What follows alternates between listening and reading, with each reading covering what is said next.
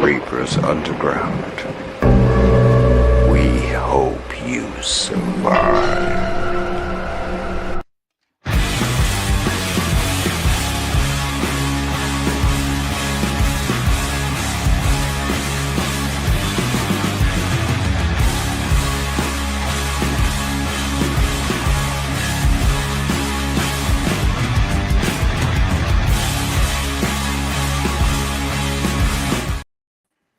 Yes, we are back on Thursday night, Reapers Underground. My demons, my demons.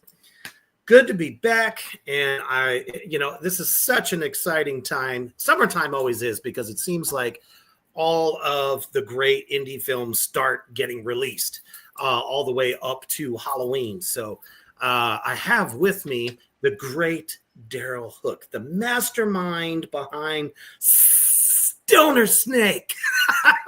Hopefully I said that right. It's just Stoner Snake. The S is just because it's kind of an homage to from 1972. Yes. Oh, shit. I was even going to bring that up once we got going and talking about it. So, yeah, we are here to discuss Stoner Snake and, man, just all things horror.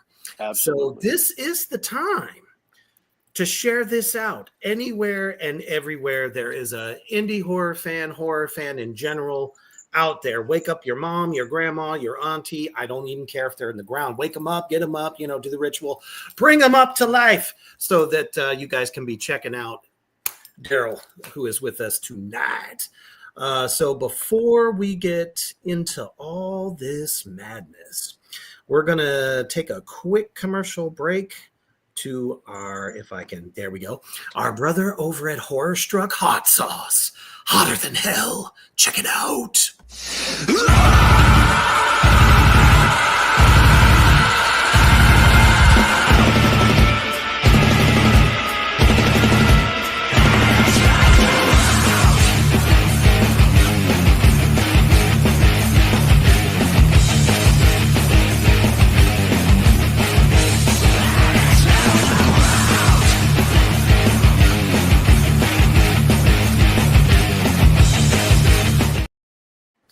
Y'all know what the fuck to do. It's summertime. That means barbecue season. And if you love hot sauce and you have professed your undying devotion to horror, make sure you get over to horrorstruckhotsauce.com. Check out all the new flavors, including some of the ones you already love.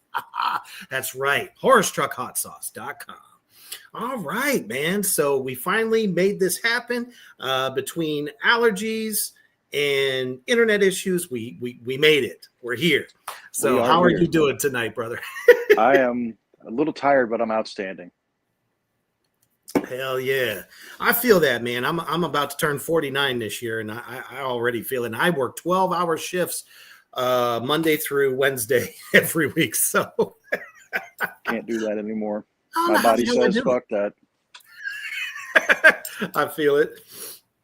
But man, I can remember the first time I saw anything about Stoner Snake, and I don't know, I get chills. It's kind of like when I saw the Killer Cox poster for the first time. Yes. I said, this is gonna be something. It's gonna be chaos personified. It's gonna be crazy.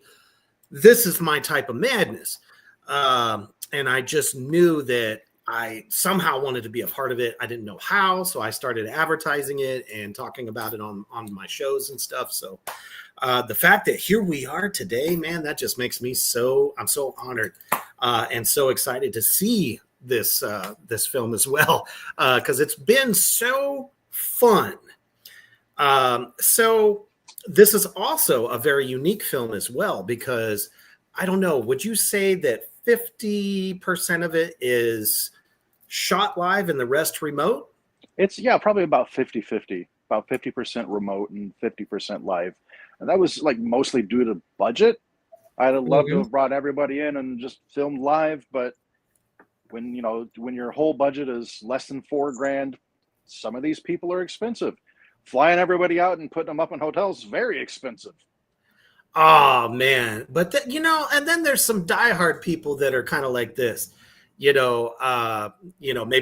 they'll take care of their travel. Just be, I don't know. That's how I am. I'll take care of my travel, and I say, hey, if you have a floor that I can sleep on, that's almost better than most hotel beds anyway. That's not untrue. Yeah.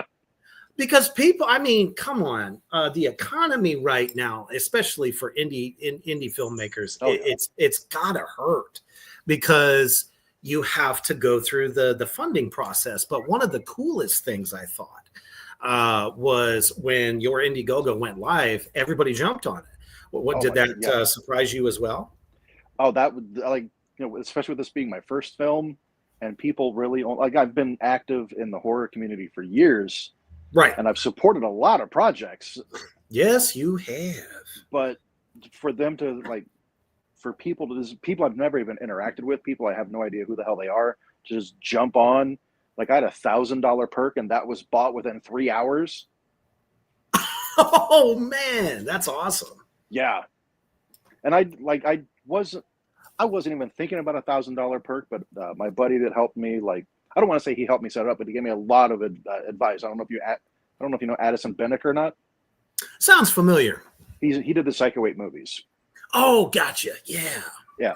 He's the one, like, basically walked me through setting it up, and he's like, throw $1,000 perk in there. He's like, if no one buys it, it's not like you're losing anything. No. So I threw tons of extras in there. They get like 2 different copies of the movie. They get the poster. They get one of the screen use snakes. Their name is going to be the first thing you see in the movie. So, like, they get a bunch of stuff. Yeah. I mean, and who doesn't want those awesome? I mean, that's some of the best perks I've seen yet. Yeah. I mean, not to take anything away from other indie perks and stuff like that for different films, but yours, I just thought were so creative. So major fucking props. So let's take it back. What kind of got you, real quick though, before I ask that question, people are just pouring in over here on the comment section. Good evening, Mortimer, Achilles, Lizzie, Clint Myers. Hey, what's going on there? I was just talking to Clint yesterday. Hell yeah. Representing the race properly. Absolutely. I absolutely agree with that. Achilles all the way from Scotland. Love you, brother. And Mortimer here says, you had me, if I can get to it. Where is it? Where'd you go? There we go. It says, it had me at Stoner. So, it's so wonderful that the nice little flower could bring us all together. Yeah.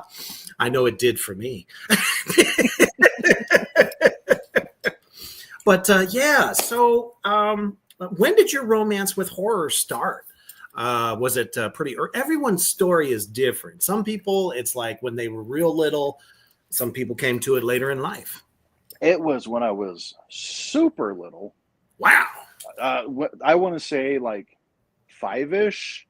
Nice. I was staying with my grandma. Well, not saying, like, I spent that night at my grandma's house. And she was watching, I like, to this day, I could not tell you what it was, but it was one of the old black and white, like, 50s shitty sci-fi horror monster movies. Like Plan 9 or I mean, it wasn't Plan 9. I definitely remember that, but it was something along those lines, something like really shitty that maybe Ed Wood would have made, or something from that era.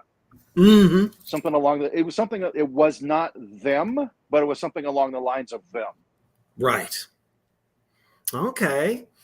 Awesome. And then from there, like, that was kind of like your catapult into what was about to happen. Then from there, we got cable when I was like 7.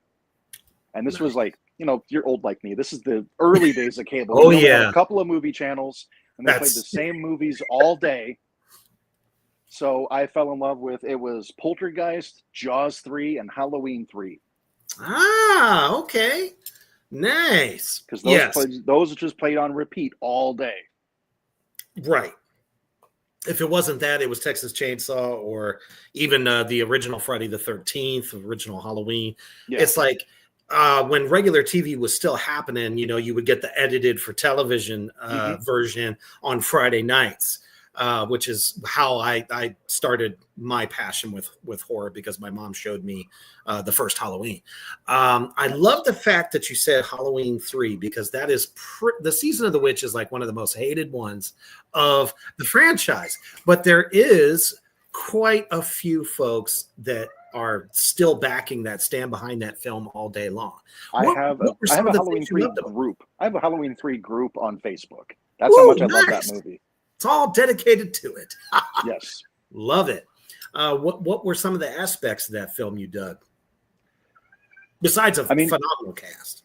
Besides the fact that, like, for me, it was my first Halloween movie. I saw it long before I saw John Carpenter's Halloween. Gotcha. It was just like this crazy old man killing this fucking kid by making fucking snakes and bugs come out of his head. Man. Yeah. And then, that's for sure. You know, you got Tom Atkins going around romancing all the ladies. Didn't he get them all? He literally got them all in every even film. Fucked a robot. I mean, that takes guts right there. Yeah. Maybe that's where the robot mates that are being made in Japan idea came from. Could be. We'll never know, but it could be. It's like, thank you, Tom. We appreciate it. You made it look like it was fun. Right. Even if you didn't know. Hell yeah. Let's see here. Lizzie says Halloween 3 is hands down my favorite. Awesome. I agree, because I think it's like Halloween could have taken place on any day. And it would still be the same movie, realistically. Aside from the fact that there's kids trick-or-treating, it would be the same movie. Halloween 3, like, Halloween is the crux of the entire thing. It is the most Halloween movie. Oh, yeah, definitely, focuses more on Halloween itself rather than, this tragedy happened. And now we have a crazy supernatural serial killer that, comes back 10 years later to try to kill off who we didn't get last time. But would you say that having seen that one first, it kind of didn't, everyone kind of got pigeonholed once they saw Michael, then they discovered Leatherface, then, with Jason and all of that. Would you say that didn't kind of like pigeonhole you into the slasher?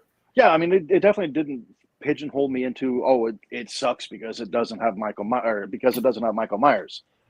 I viewed it, again, that was the first Halloween movie I ever saw. I was like 7 years old. To me, it was just this really cool movie. Nice. Absolutely. And there were so many great other films too. Did you ever get into like any Hammer horror? Like anything from Dracula, Frankenstein, that type of stuff? I mean, I grew up on also the Universal stuff, but I didn't really grow up on Hammer. I didn't discover Hammer until I was in like my late 20s or early 30s. Ooh, wow. Okay, but you still came to that wonderful production company at the end of the day. That's all that counts. I don't know. For me, it was like, Superhost on a Saturday after cartoons went off, at noon, he's showing Dracula has risen from his grave. And I'm like, ooh, what's this? And that's kind of how I discovered that. But see, I grew up in Southern California, so we actually had Elvira before she was as big as she is now. Yeah, we had Elvira, Southern California. We had Elvira's the movie Macabre Theater. Right. Fucking so she would show all those like really shitty movies, like The Thing with Two Heads and stuff like that. Yep. And I think that's how I also developed my love of B movies. Yes. Because even though my dad doesn't watch horror movies, he'll fucking watch Elvira. That's there's no better education than that right there. Yeah. So what kind of did the idea of writing your own story come first for you, or was it more along the lines of like acting? So this is a funny story, how I ended up being a filmmaker. I'd always wanted to be involved with movies somehow. Like my cousin and I used to make really shitty low budget movies whenever we were teenagers. It's all lost media now, but you borrow your parents' VHS camera and you make a movie. Even though it's really just a collection of scenes because we didn't write a script. But the way I became a filmmaker is, and I promise it's a fucking wild story. So right after Cocaine Bear came out and was a really big success, there started being all these like movies that were obviously inspired, like Cocaine Cougar and Attack of the Meth Gator and Crackoon. So one of my friends and I at work, his name's Corey, we were joking about drug-fueled animal movies. Yep. And he said, Stoner Snake. And I said, I'm going to make that fucking movie. And now I'm a filmmaker. That is fucking awesome. I agree, Clint. He said, who needs a script? Nobody does. Just improvise. I mean, yeah, even with the script, like just like I told you when I sent you the script, I said, it's a base. Use, as long as the story gets where it needs to go, feel free to improvise. Hell yeah. I think it's such a wonderful art. And a lot of people probably don't realize just how many staple films kind of had that, where they gave the actors and actresses a little bit of free reign, I would say. So let's see. What's up, Nate? He says, Freddy Krueger was the first to scare me, never Jason or Michael. Yeah, there was something kind of special about Freddy. He wasn't your typical slash and hack guy. I think it's the fact that, a lot of us, when we watched him, we were kids and he was a child killer. Yep, definitely made you look under the bed, make sure your closet door's closed, peering out into the darkness. I think that's when, night lights started becoming a thing. Yeah. Because we would watch those movies and, the 80s was huge with horror. That was like the heyday of horror.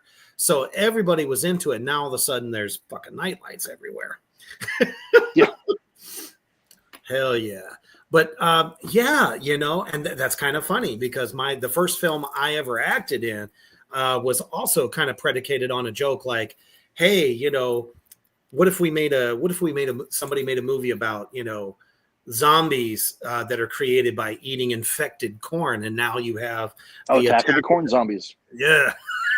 Nice. And I remember telling S.J. Herman, the director, after we shot it, I was like, dude, you don't realize just how much of a hit you have on your hands. Now that movie's got terror cards and everything. Yup. And Return of the Corn Zombies, by the way, everybody out there in the Black Flame universe, coming out soon. Which if you check me out at some of the cons this summer, I should have some copies for you. But yeah, so I think, and that's why I refer to Stoner Snake as an instant cult classic. I think this has cult classic vibes. It is wild to me how much interest this stupid movie has. And I say You're stupid so because humble about it. No, I love it. I say stupid because I made it to be a tribute to the stupid movies that I love. Like this movie makes I personally have no interest in making like an A24 quality movie. Right. I want to make the shit that Wild Eye is like, this is too bad even for us. Oh man. And there's a kind of a romance there. It's very, people really get into as silly as it can get. With like lots of gore, lots of blood. You throw in, some characters that are basically stupid or doing something stupid, and they love it. I mean, Evil Dead, once they figured out that the comedy of Bruce Campbell literally was about to take that franchise into the next level. So I remember movies like Attack of the Killer Tomatoes and, of course, Toxic Avenger. I mean, those films were fucking hilarious. Yeah. And it's like, well, why make it serious? But I wonder why you chose a snake, though. Is it because no one's ever really tackled that? Or I mean, like I said, Corey said Stoner Snake, and I said, I'm going to make that fucking movie because I know I can find some snake puppets. And like, before I had an actual like good snake puppet made, it was exactly what I sent you, fucking kids puppets. I mean, oh well, who doesn't like the Muppets? Yeah. Again, this movie does not take itself seriously at all. He changes what he looks like from scene to scene. Sometimes he changes what he looks like in the same scene because it's ridiculous. Absolutely, and that's kind of the point. It keeps you guessing, and it's something fresh every different scene. Yeah. You just, like you said, it's full of surprises. You never know what you're gonna get. I have done my best to make it. I mean, yes, obviously this movie's got references to other movies. It's obviously inspired by the success of Cocaine Bear, but I've done my best to make this movie unlike anything you've ever seen. And why not make animals, or well, in this case, a serpent, get stoned. Yeah, exactly. It's like it's going to be the new Cheech and Chong, only horror style. Oh man, what were some of the challenges that you saw? So since this being your first feature, 100% the biggest challenge being in the I don't want to say the middle of nowhere in Michigan, but being in a relatively small town in Michigan that no one ever makes movies at it was actually hard to find actors. No shit. Yeah, I posted in the local Facebook group that's essentially like what's going on in Battle Creek. That's not the name of it, but it's that type of group. What's going on here? Sure. I asked the admin if I could post a casting call. They're like, yeah, absolutely. And every comment was either scam or this is how you end up on To Catch a Predator. My goodness. Yeah. I don't think anyone's running up to be on that show. No. I mean, unless they're like, sure, just lock me up. Right. I want to experience I'm gross. it. Lock No, me you up. don't. I'm gross and I'm tired of it. Lock me up. Right. Well, I mean, how did people just start reaching out to you? So the guy that did our theme song, Enoch Ex Mortis, he actually reached out to people that he knew, and that's actually how we got most of the people that are local and are in the movie. Nice. Very cool. He's been like, this movie literally wouldn't have ever gotten off the ground if it wasn't for him. All right. Well, we totally appreciate you for doing that. Yeah. Because, I mean, it's too good of an idea. And for as much buzz that there was, on Facebook especially, I figured that people were just left and right jumping at it. And you ended up getting quite a few amazing cast people for it. Not just myself. But just the amount of names I got is wild. Yeah, because, I mean, we got some serious heavy hitters, if I can bring it up. There we go. You got Mel Heflin. Let's see, Rudy Ledbetter, Clint Beaver, which is a good friend, Steve Rudzinski, if I can always say that correctly. Just a lot of great people. Yeah. So how did that come about with some of the bigger name actors in the indie scene? I mean, like, as soon as I said that I was looking for people to do, as soon as I said I was looking for a host, I had someone reach out to me that unfortunately, like, at the time I hadn't raised a dime, and I was like, I would love to have you, but between your rate and the fact that I have to pay for your travel and you can't do it remote, I was like, unfortunately, I'd love to have you, but I can't do it. And then just like when I was looking for voice roles, people started just flooding in. They're like, a lot of people cut me really good deals because it was my first and nice. And it was super low budget. A lot of people cut me really good deals. I'm not going to like throw their names and what they charged out there, of course, but a lot of people cut me some really good deals. Like one person said, buy 2 of my movies and I'll do a voice role for you. Wow. Yeah. That's like the best deal of the century right there. Yeah, because I get 2 movies to enjoy and you're in my movie now. Hell yeah, exactly. Like I said, I think there's just something, that really draws people into this. What was a lot of their reactions once you showed them the script? They pretty much the universal reaction is, this looks like a lot of fun. I mean, yeah. I mean, I've got I've got two characters that argue back and forth about shitty Amityville movies. Oh my goodness! And Yeah, there's a billion of them. Yeah, and like no, the real joke of it is one of them talks about how the worst one ever made is Amityville Vibrator. But the one I haven't saying even that, heard of that one. but the one saying that is the director of Amityville Vibrator. Oh my goodness! I almost think that you have to have that kind of sense of humor. Like, yeah, this is, if you want to see something really terrible, forget Sharknado. Mm-hmm. Check out Amityville Vibrator. Yeah, That's a great sell because I think the talent is in the title. Yeah. I think a lot of what the allure is to this film and films like that is just the title. They're like, oh man, it's like no preconceptions. They know it's going to be terrible, but we can all get fucked up and watch a hilarious film, and doing that is going to make it even more fun. Yep. My whole thing is I want to make movies where you smoke up or you have some alcoholic beverages and you watch it with a group of friends and just laugh your ass off. That's what I want to make. Nothing wrong with that. And what kind of made you go with that philosophy?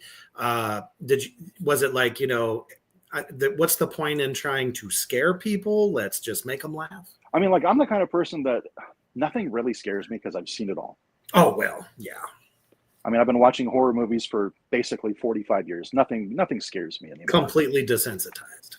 Completely desensitized. But I love to watch bad horror movies that make me laugh. Oh, yeah. So that's what I want to watch. I want to make movies like House Shark and Ghost Shark and Psycho Ape and just Carousel and other stuff that just, it's fucking stupid and I love it. Oh, man. And there's nothing wrong with that. And there's clearly a market for that. Oh, yeah, for sure. Do you think that it will cross over kind of like Cocaine Bear did? Because that film, when it came out, you would have figured anyone that was a fan of something that you think is going to be ridiculously stupid is definitely going to love it. But it ended up reaching beyond that. Do you think it will happen with Stoner Snake as well? I don't think it's going to happen with Stoner Snake because with Cocaine Bear, you had it was Ray Liotta's last movie. And I think that brought a lot of Ray Liotta fans in. And then you had a lot of people just watching it because they were curious. But then also, that had a legit, nationwide theatrical release. For this, obviously, that's never going to happen.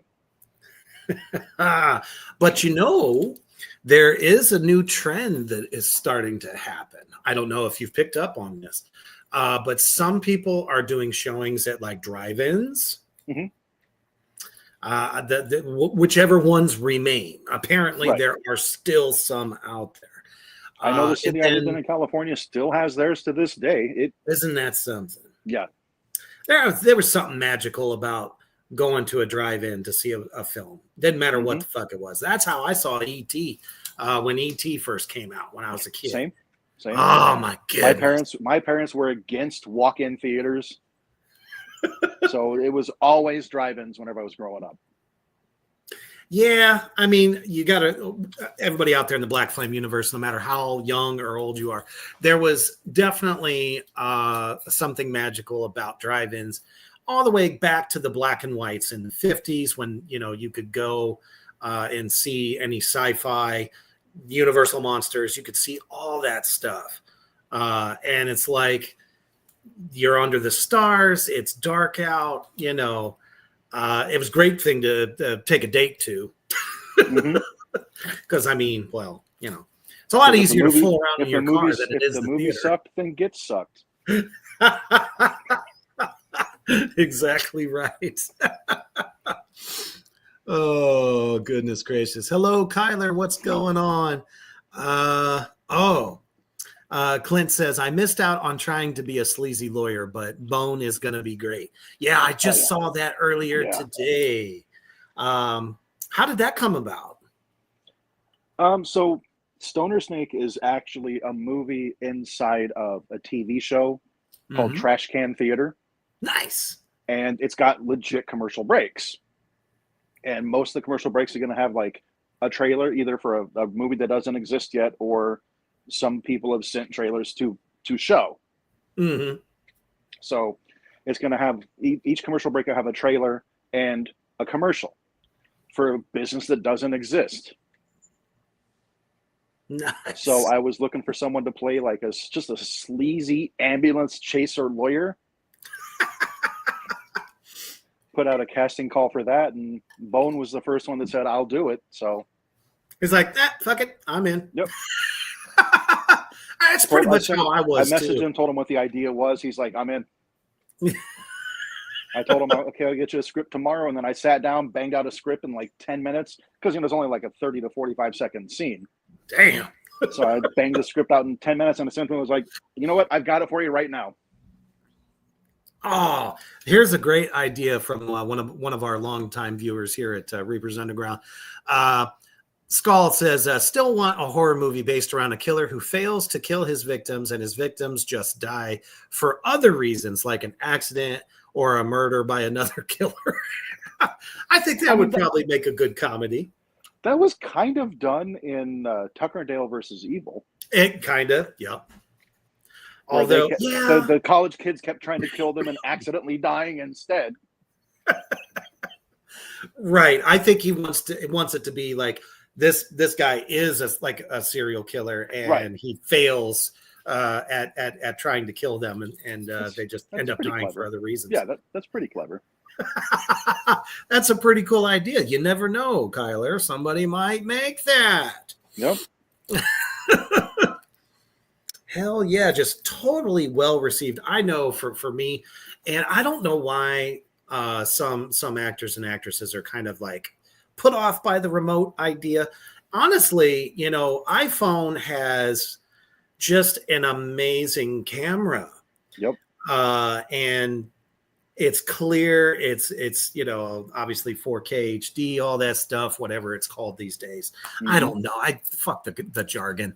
I still like the grainy, gritty look of the 80s films and the 90s films. I loved those flavors, but yeah, I mean, I think it's very easy as long as you got somebody who's competent to man the phone for you. Mm-hmm. It's got a great microphone as well with noise gates, all that shit. Maybe it's location, but believe it or not, as you can see, my crypt here is just horror and supernatural and all kinds of stuff. Right. So I feel like I have 3 or 4 sets in my house that I can, kind of dress up, a certain way. So how did you approach people with the remote aspect? I just, I don't want to give away like what any of the locations are, obviously, but no, of course. Most people just filmed in their house, except for there's a newscast that's filmed outside of what looks like it's probably a mobile home park. Hell yeah. That's going to be fantastic. Yeah. And that scene is hilarious. Like the people that was a scene that Matt Burns was in charge of putting together. And man, he did such a good job of like the people all play the roles to just perfection. Yeah, definitely. I agree. Everyone has done a fantastic job. Yeah. So have you begun the post-production? I mean, I've been trying as much as I can to edit as I go. Do you feel like that's basically once time? I think it has saved me a lot of time because for the most part now I'm just going to have to do the sound design and the score. There's a couple of there's one scene I did where my overly ambitious ass wrote a scene with 4 puppets interacting with each other. Oh shit. And it's all on green screen, and I was the puppeteer for each one, so I had to do it in 4 layers, and I haven't even attempted to put that together yet because I'm afraid of how much I'm going to have to reshoot. Oh no. Yeah. So yeah, that's one thing I'm not looking forward to, but I'll make it work. Awesome. Has it been a challenge, kind of going from the live shot footage to the remote? Do you find that process to be easy or difficult for I all was the people out there that might be trying to, shoot their own projects? mhm. The only time I had any issue at all wasn't really that big of an issue. It's just one of the people, their creative take on what I sent them was they wanted to do shot on video. Oh, And the rest of the movie's shot on like either just like 1080p or 4K. right. So it's just like, how do I make this stuff that's shot on videotape blend in with everything else? So I came up with the idea of their footage, since it was just two scientists talking to the camera anyways, their footage is a video call. Ah, So at I like that when idea. when it's wrapping up, it literally goes to another character watching that footage on their phone, and then their scene begins. Oh, okay. I can see how that'd be a little bit tricky. Yeah. Just in trying to make it look, the way that you hope it'll come out. But you're doing a hell of a job, man. Well, thank you. Oh yeah, big time. As a matter of fact, I myself have a table at Gross Fest this year, and I hope to see all you demons and addicts out there, along with Daryl here. I believe you're going as well. I am going, yes. I don't know if I have a table because obviously the vendor tables are sold out. My Right. cousin will be there promoting his short called Grandma's Cookies with Eileen Dietz from The Exorcist. Grandma's cookies. Yeah. That could be taken 1,000 different ways. But yeah, he's promoting his short called Grandma's Cookies. He's gonna check with his manager and see if we can split the table. Oh, that would be cool. And if not, then I'll just be there supporting everybody. Well, Maybe that maybe handing out stickers while I'm at it. you're more than welcome to do the same thing at my table, sir. Well, I appreciate that because all I would be bringing is posters and stickers anyways. I wouldn't even take up much space. There you go. Consider it done, my friend. I appreciate you. It's a pleasure and an honor. Because before I got into acting 3 years ago, it's hard to believe that I'm doing this 4 years later.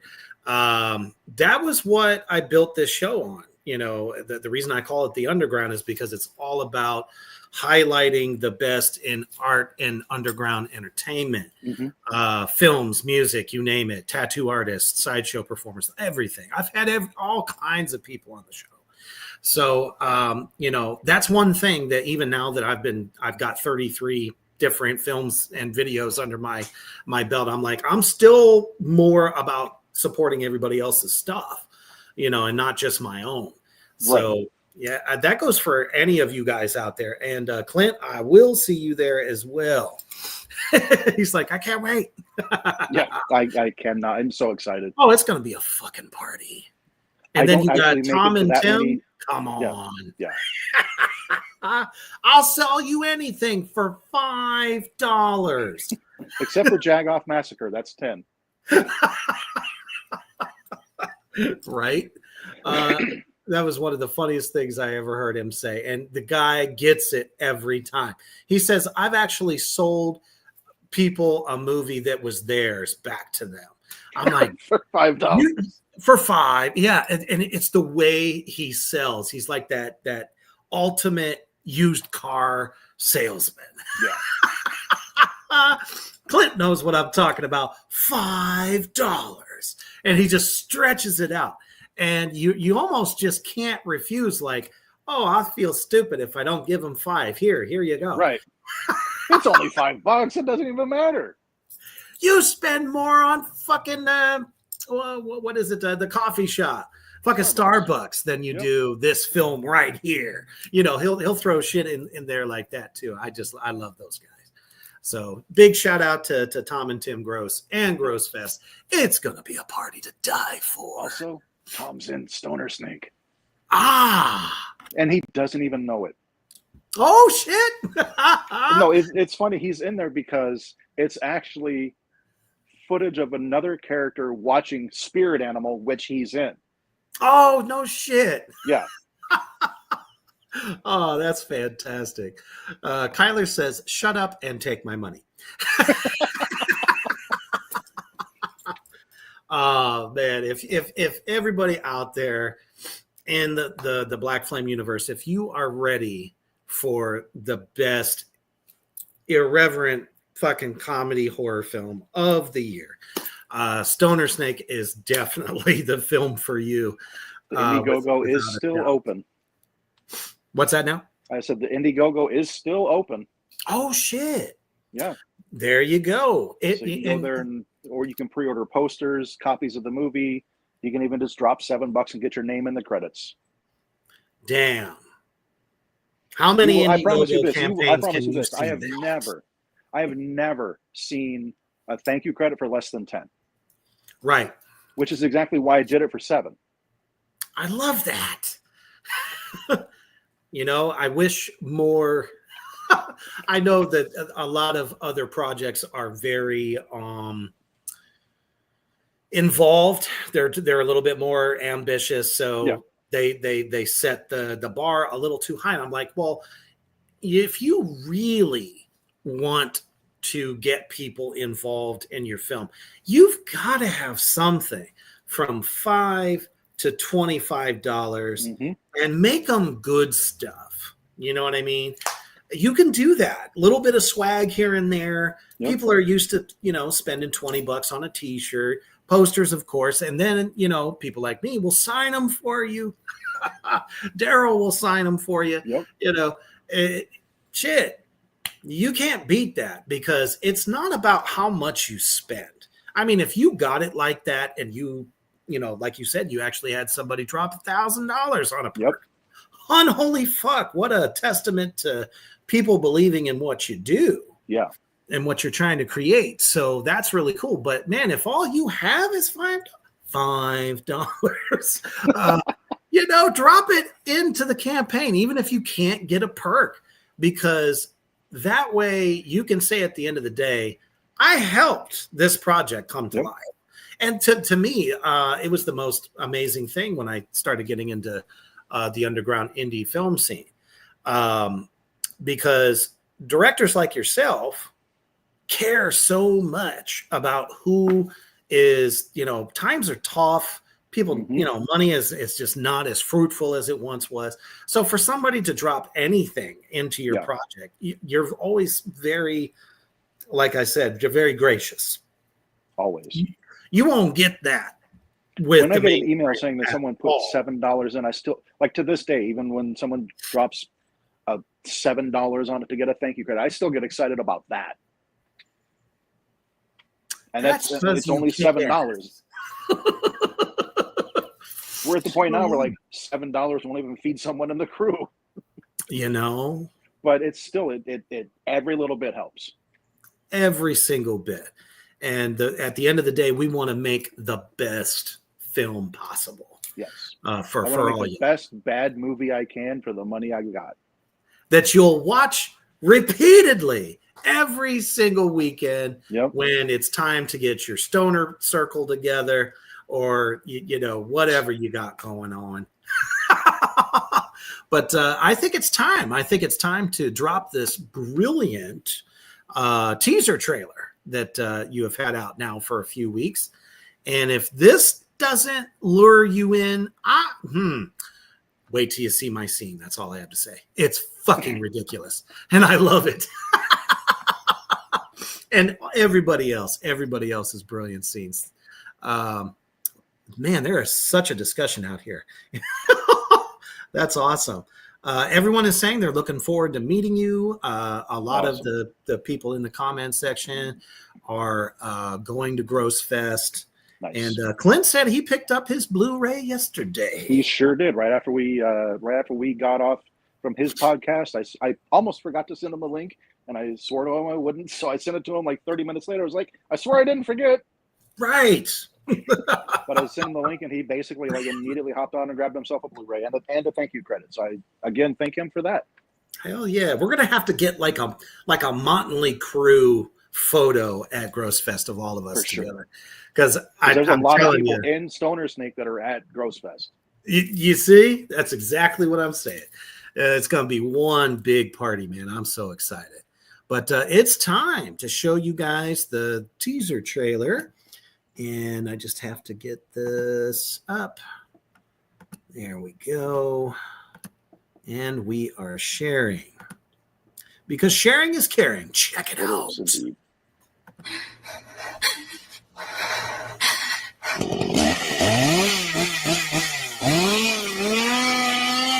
Hey, what's up, man?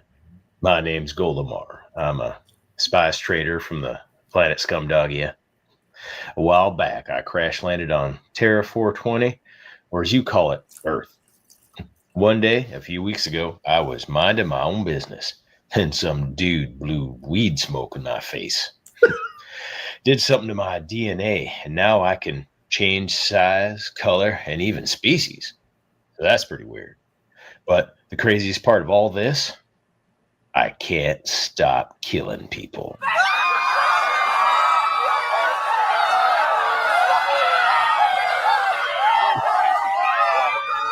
This is a story about an alien stranded, fell from outer space and landed onto our planet. Came here with nothing but never leave empty-handed. Walking through the forest when suddenly it just happens. DNA spun from the smoke in his lungs. Birds with the blood, now he searched with his tongue. Rolling a blunt, make it work with no thumbs. Better grab your stash, watch your back, here he comes. He mutates out of the smoke, no joke. Fangs poke through the side of your throat. Reptilian, hear that tank control. Light it up, take a toke, hold it in, don't joke. He's insane and he's after brains and weed. He's a shapeshifter, well I mean basically he can take the shape of any snake he sees. Anaconda, black mamba, or Burmese. Guillemot, he's the stoner snake. Blow that smoke in his face and just watch him change. Guillemot, he's the stoner snake, an alien race who comes deep from outer space. Guillemot, he's the stoner snake. Blow that smoke in his face and just watch him change. Guillemot. All right. Oh my goodness. Right there. That just I can't stop laughing every time. I think I've watched that teaser trailer a billion times. You know, it's like I tell people, if you watch that trailer and you don't want to see the movie, you're definitely just not the target audience. Right.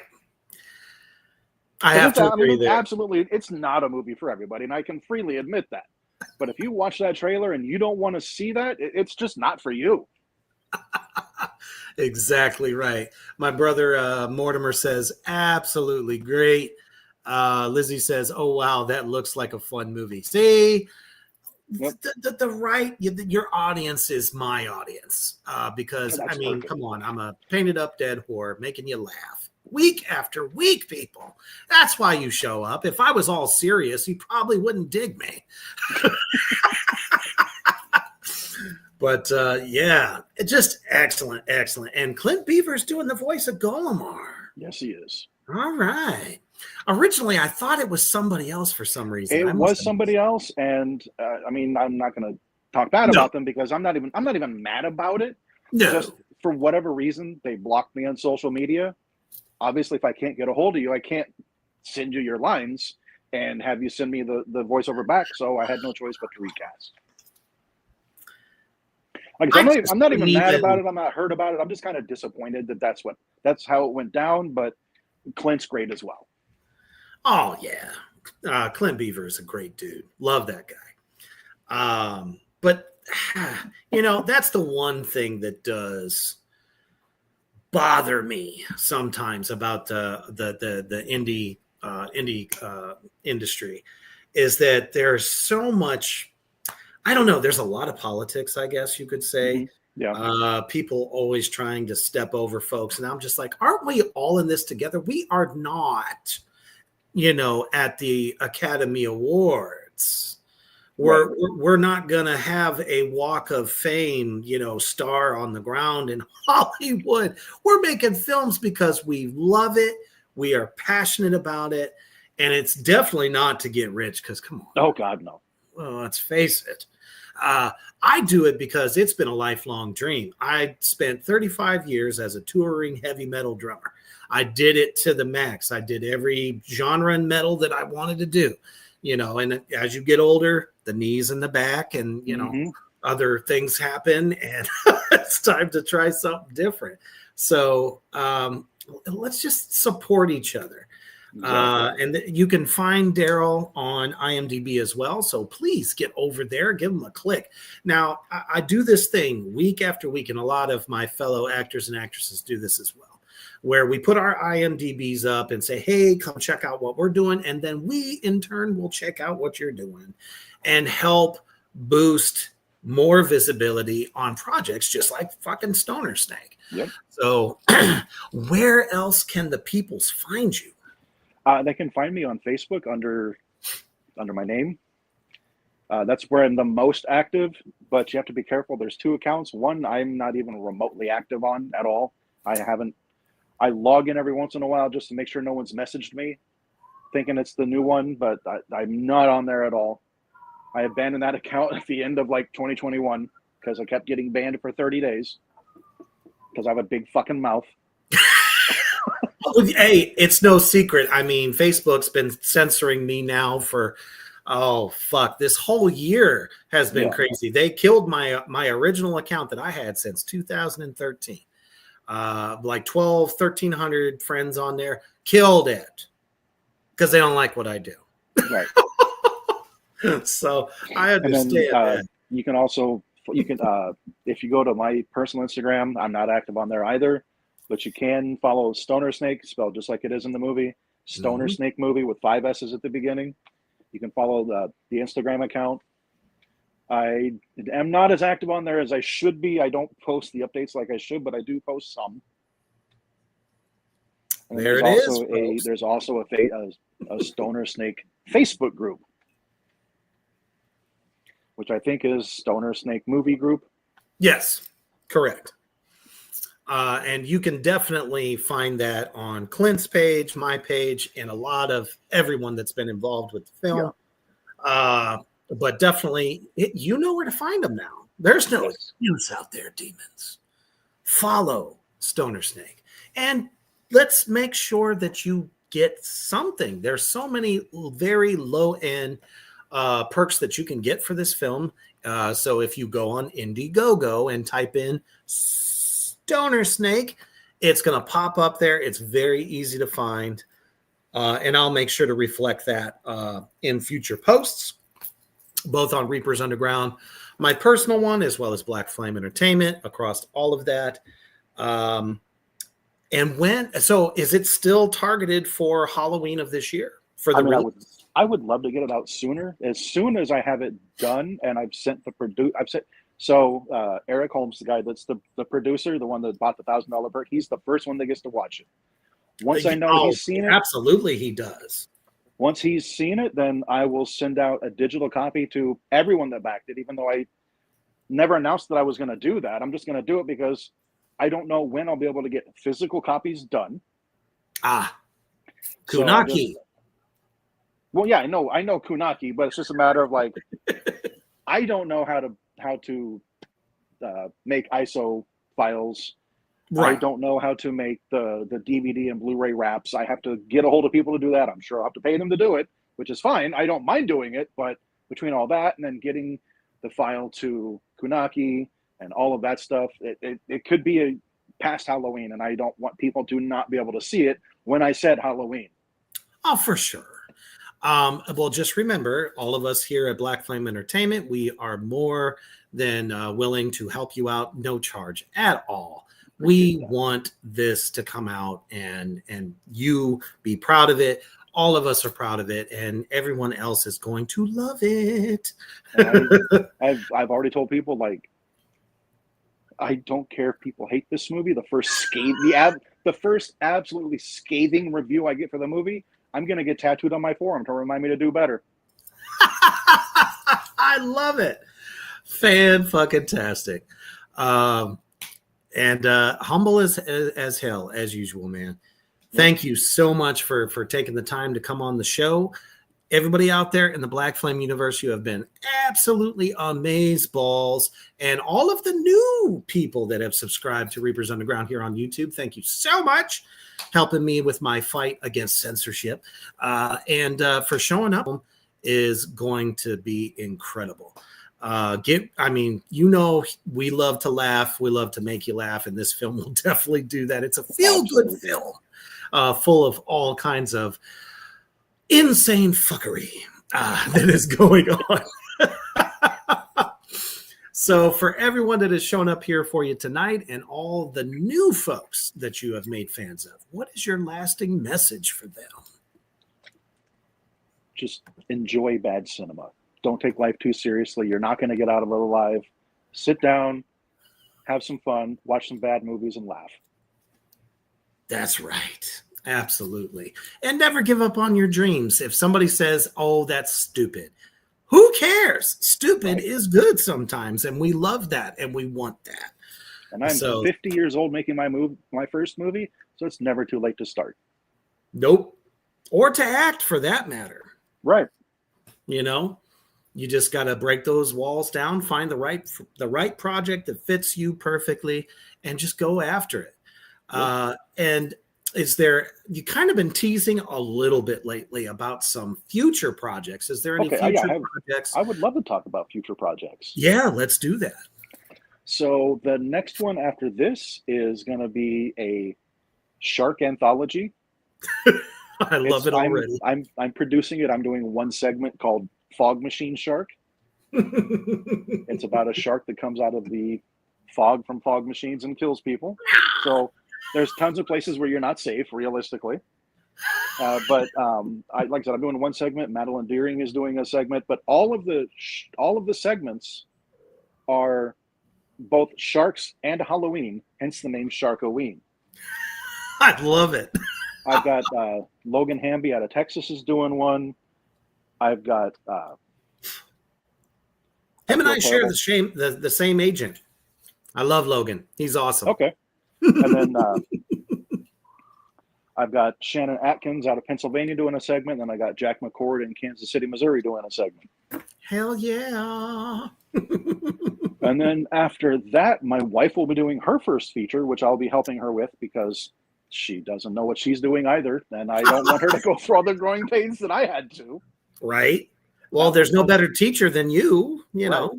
That one's called Toilet Zombies. Ah, yes. And the tagline is it's a take on Dawn of the Dead. It's when there's no more room in the sewer, the dead will shit the earth. I know I said I wanted to do one of these next ones for sure. So, and then I think the one you said you wanted to do was Hemogoblin. Yeah. About a blood-sucking goblin. That one might actually be a little more serious, but it's still going to be fucking silly as shit. Well, yeah. I mean, Stoner Snake was supposed to be a horror movie with some comedic elements, and let's be real, it's a fucking comedy with horror elements. Which there is nothing wrong with that whatsoever. Nothing at all. Because I mean, how many people supported Scary Movie? Right. Which is, I mean, those films are absolutely stupid, and everybody knows it. But we love it because it makes us laugh. Yep. So. Like if you like Airplane, you're gonna like Scary Movie. Oh, you like my boa, do you? Yeah. Clint said that. He likes your boa. Well, I just want to remind everybody that, as you know, I released all of my upcoming tour dates. If you want to get a photo with Golimar here, my little buddy, we can do that. We can make that happen. And if you're coming to Gross Fest, you damn sure know that Golimar is coming with us. So, absolutely. I'm feeling there's going to be a few of them there because there's a few people that have them. Yeah, exactly right. You'll have to figure out which one is the most fun. Maybe I'll put a little pink on them or something. Maybe give them a mohawk or some shit. I don't know. Nice. But awesome. Thank you so much. I appreciate you so much. And I appreciate you having me on. And oh man, anytime, any project here at the Underground, we're going to make sure that it gets out to the masses. We're going to promote it. Black Flame Entertainment will promote it as well. And we want to see just how far this can go because, we believe in what you're doing. Love the concepts. They're very creative. And at the end of the day, man, we love to have a good time. Yeah, absolutely. And that's what these films are all about. thank you again, everybody in the comments section. You have been badass. I'm sorry I haven't got to as many comments as I wanted to tonight, but nonetheless, they're there. I saw them, and I appreciate you all for that. And as you're getting ready to start your weekend, and there is so much going on. Tomorrow night, I do have the great actor Daniel John coming on, a co-star of mine from the film Grind that's coming out this August. Me in the big demon suit, right where I belong, to be perfectly honest. And of course, if you're ready to sin and sin is in, come Saturday night for the goddamn program. And then, of course, Tracks of the Damned on Sunday to get the metal out, because it's time to rock. And thank you all for being so cool, so awesome. Make sure you keep sharing.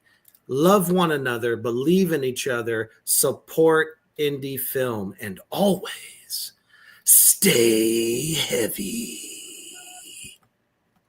Oh.